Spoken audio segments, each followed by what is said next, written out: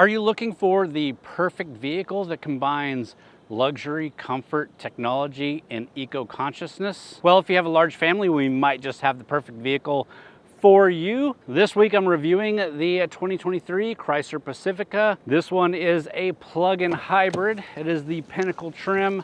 Let's dive into it.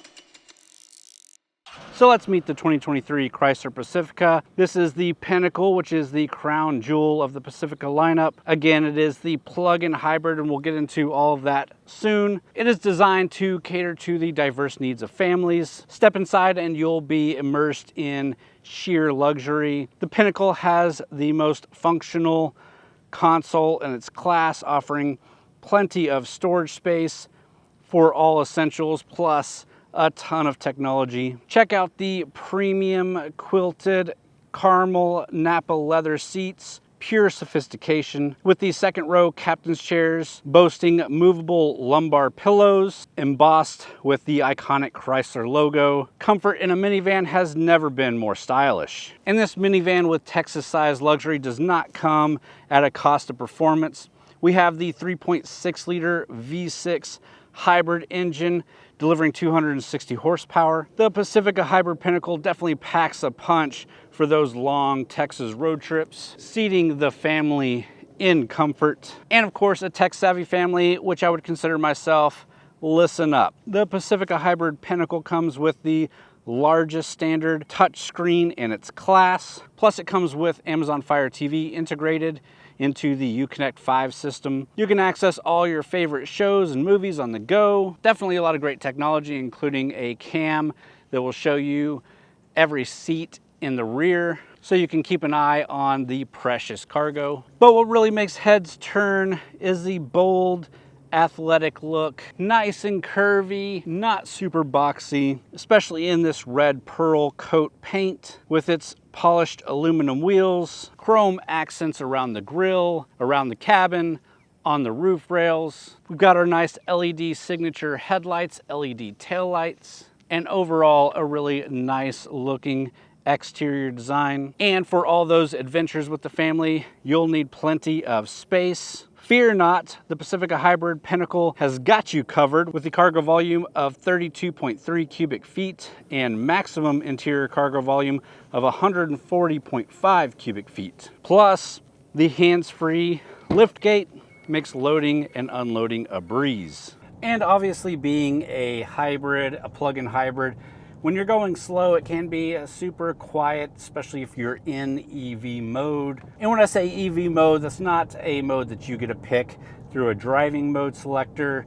It's the mode that the vehicle picks if it knows it can run on just EV power. So not too long ago, we drove the new Jeep Wrangler 4xe, which is basically the same powertrain. It's a plug-in hybrid, and in that you have a few different driving modes for that power plant. One that runs mainly off of gas and will recharge the battery for you, one that will do the hybrid action, and one that will try to keep you in EV as much as possible. I really like having those three modes because, again, you can put it into the gas mode that will recharge the battery for you. So if you're making a bit of a trip or you don't really care about the fuel economy as much, you can put it in that mode and charge it up. And then when you're driving it around your neighborhood or whatever, taking the kids to school, you can be in pure EV mode and you don't have to worry as much about plugging it in all the time. But definitely, if you can plug it in, plugging it in is gonna net you the best economy. A total combined MPG is 82 miles per gallon electric. So if you keep it charged and you're driving it nice and easy, you can get a ton of MPG out of this thing. You do have regenerative braking that helps also, but from my experience, it won't really recharge the battery. Not enough to give you any meaningful EV time. The interior in here is really nice. Like I said, love the big touchscreen display. We've got a nice big driver information display. Our steering wheel is nice and fat. We've got controls on the steering wheel, behind the steering wheel. Seating surfaces and all the surfaces are nice materials, nice and squishy. The Pacifica has a good ride, but not a stellar ride if you're on a backcountry road like we are right now. It is a bit bumpy, a bit more so than other minivans or SUVs that I've taken back on this road. So much so that whenever we came down this road with the family in the car, they thought I was driving like a maniac because they were bouncing around so much.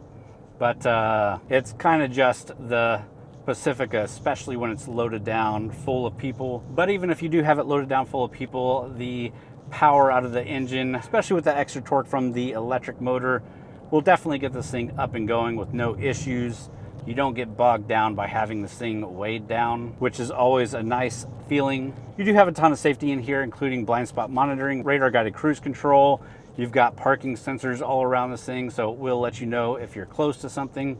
A little bit too intense for my taste, but it'll keep you safe. You got the fam cam that will let you see that precious cargo in the back, which we definitely utilized while driving this thing. And quite frankly, there's really not much to hate on in this thing. It's a good minivan for the family. Let's pull back over, talk about the price, and I'll give you some of my final thoughts on it, and we'll wrap it up there. So there's definitely a lot to like about the Chrysler Pacifica, especially this plug-in hybrid and the Pinnacle. It is going to come at a bit of a cost, but the Pacifica itself is supposed to be a more luxurious vehicle, a more luxurious offering. And when you compare it to its competition, it's pretty on par, if not even better. So a base Pacifica will run you just over $51,000. This one, the Pinnacle plug-in hybrid, has a full MSRP of just over $62,000, which again, you're not gonna find any other plug-in hybrids on the market in a minivan. Even though you can find other hybrids, you're not gonna find another plug-in hybrid. And for what you get in here, $62K is pretty reasonable. And I did review a Chrysler Pacifica Pinnacle plug-in hybrid last year, and that was right around the same time that I purchased a new minivan for my family.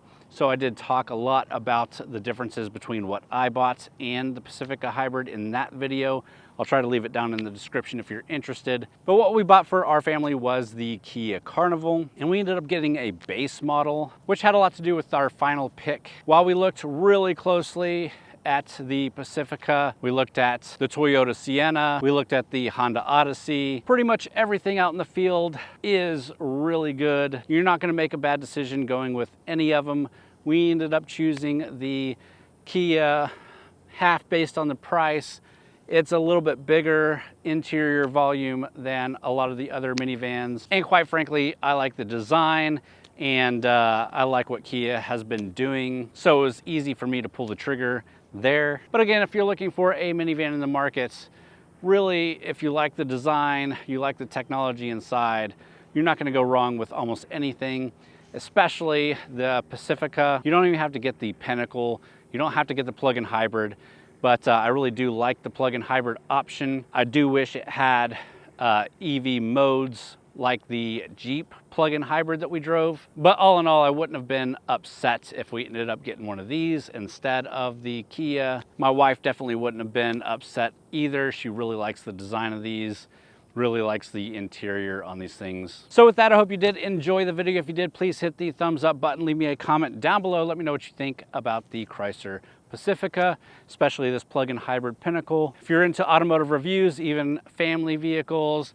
subscribe to the channel. We do a different review every week. Also go check out txgarage.com for more written reviews, as well as event and news coverage over there by a lot of great authors, not just myself. But with that, guys, thanks for watching.